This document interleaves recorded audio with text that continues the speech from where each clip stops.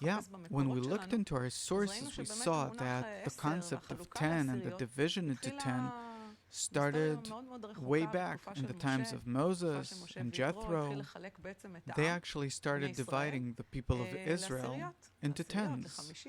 Tens, fifties, hundreds, thousands. And really, it's a question that immediately comes up.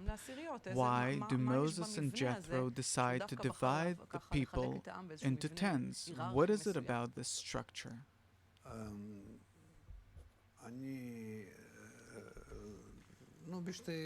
Maybe just in a sentence. It was Jethro's advice to divide the people of Israel into tens. Yeah, he came to Moses and he said, I see you from dusk till dawn. Yeah, because Moses, he comes from above. What do you mean? Moses comes from a higher degree, higher than the rest of the nation. And therefore he influences the entire nation from above.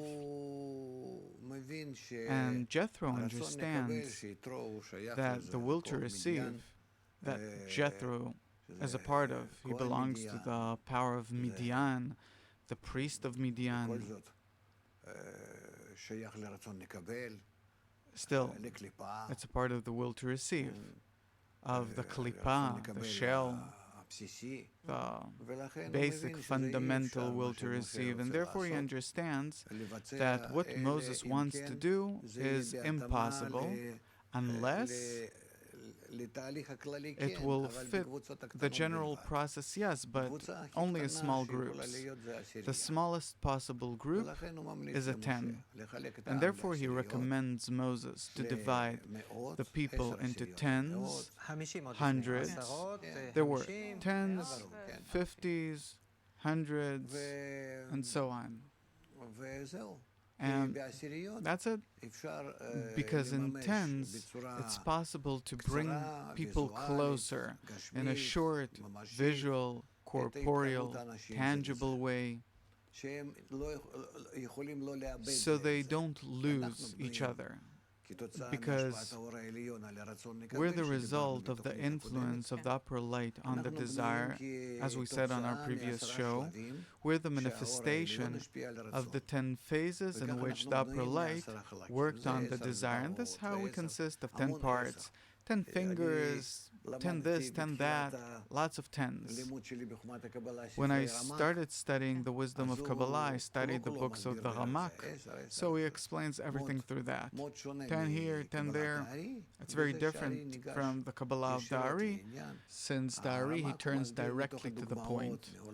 And the Ramak, he gives many examples of this world. Look, this is 10, and that's 10, and that's why it's 10 Sfirot. And the Ari, he explains it differently. He explains it from within the wisdom, that the light spreads from above, and how necessarily the light that works on the desire arranges it in 10 stages, no more and no less. One little question. You said that the smallest group are 10 people because there you can bring people closer together. You mentioned Jethro and Moses. From what I remember, the idea was that the smallest unit of 10 people will have one judge, meaning 10 people will have one judge. If they don't agree on something, they go to the minister of the 50s, then to the minister of the 100s, and eventually, if they can't solve this thing on all the previous levels, they reach Moses, which is the highest degree. So, who and what is a judge? What does he do? The judge, yes. The judge of 10 people is the sum total of 10 opinions that they reach in their inclination to connect with one another up to the point of love, and they see that they can't get along, that they have different problems, that the evil inclination is much stronger than they are, and even though that they understand that they have to fight the evil inclination and everything, that they have to bend it, and together with it, like love covers for all crimes, they have to work together with it on the connection. so that the connection will be greater than the evil inclination that separates them. Suppose they don't understand and don't know how to do it, so they burst out in prayer, and if that doesn't help, then they turn to a higher degree. Suppose the 10 turns to a larger group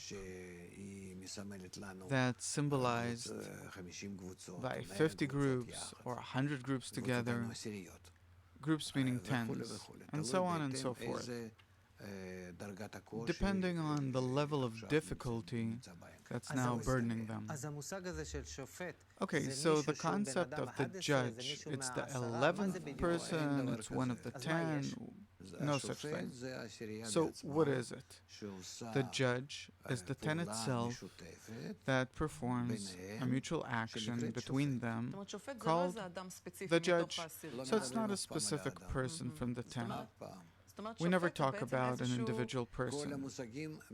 All of the concepts from this moment and on are only about the 10.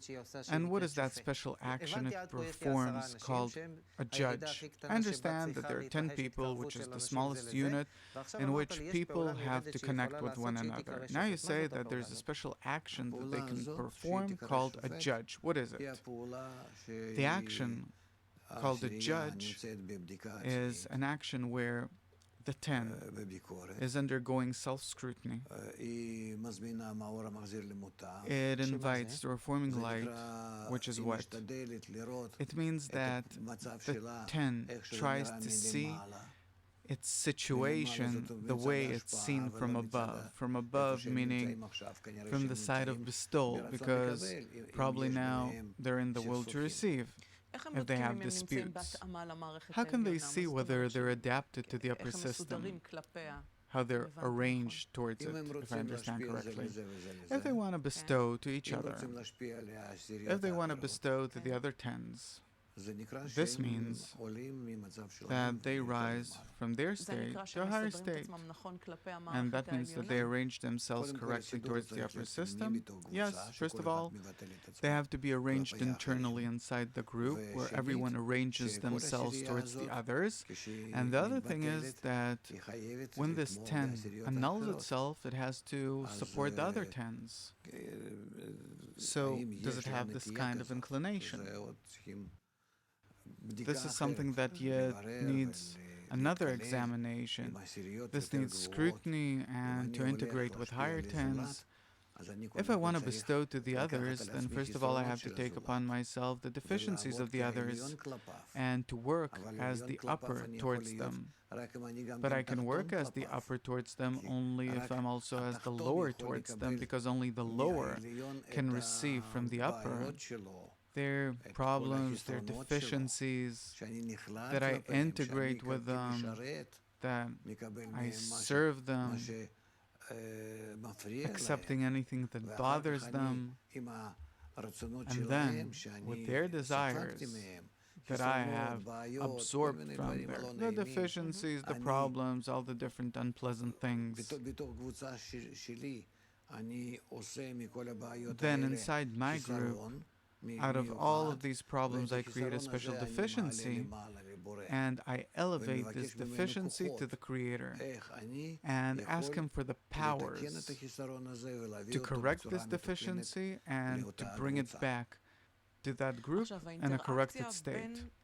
Okay, now the interaction inside the 10 itself, in the smallest unit of a 10, the interaction inside the 10, that's also influenced by the relationship that the 10 has with other 10s. What's the connection between the relations inside the 10 and the work with the other 10s? If a 10 is uncorrected, it has nowhere to turn to but to the upper force. The moment it's corrected and it wants to advance in its correction, then where will it take additional deficiencies from in order to correct them and ascend? From other tens. So there's stages here. At first, you work with 10 people inside the 10, and only when the 10 goes through a certain process of correction, meaning it doesn't reach the complete correction, but it goes through a certain process of correction, and then it starts working with the other 10s. Yes, and furthermore, the measure of correction that it receives, it's in order to take care of others. This is the sole purpose for which it's corrected, for which it gets the ability from above to be corrected, only in order to take care of others. This is the realization of the intention of the 10 to become like the Creator, to be like the Creator, that it relates to the other 10s this way. Only because it lacks the power to correct itself, it gets deficiencies from another 10 and elevates it to the Creator. Meaning any 10 that did some work inside of it and reaches a certain degree of correction influences the other 10s by its correction. Yes, all the 10s that exist in the general system created by the Creator. All the 10s go through the same correction or a different one.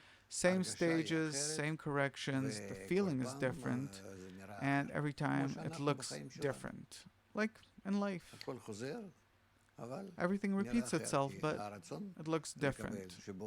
Because the will to receive in which we feel the different phenomena, it changes all the time. Up till now we talked about Jethro and Moses and the division into 10. Many years later we have another group of 10 people, the authors of the Zohar. 10 people in the 2nd century AD with Rabbi Shimon Bar Yochai, and they're also a special group. They're also 10. So we see that 10 is not something random. It's there all the time. So I want to talk about this group in order to understand the relations that have to exist in the smallest unit called 10. What was so special about this group that they became so famous? Looking at the entire Jewish history, I don't remember a group of people that were more prominent than the authors of the Zohar, these 10. What was so special about them, and what can we learn from them for our laboratory of the 10? Look, we have received the method of the correction of man from Adam Arishon, literally meaning the first Adam. He was the first Kabbalist to reveal the entire system. After him, you have 20 generations of Kabbalists, and then you have Abraham, and Isaac, and Jacob, and Moses, and Aaron, and Joseph, and David. All this up until Rabbi Akiva. This already being the time of the destruction of the Second Temple. And from Rabbi Akiva and on begins the exile. This group of 10 people, the head of which is Rabbi Shimon Bar Yochai, it's a special group because they realize inside themselves the entire future correction that the world has to go through. That 2,000 years from now and on, there will be 10s like this 10, and they'll want to be like it. And these 10s, they will realize themselves. They will connect and will create amongst them such a measure of connection and love that will bring them to equivalence of form with the Creator, to identify with the Creator. So if I understand what you're saying, the group of the authors of the Zohar, in their interaction, they made a time leap, let's put it this way. They created the connection between them the way it's supposed to be at the end of correction. The perfect connection. Yes.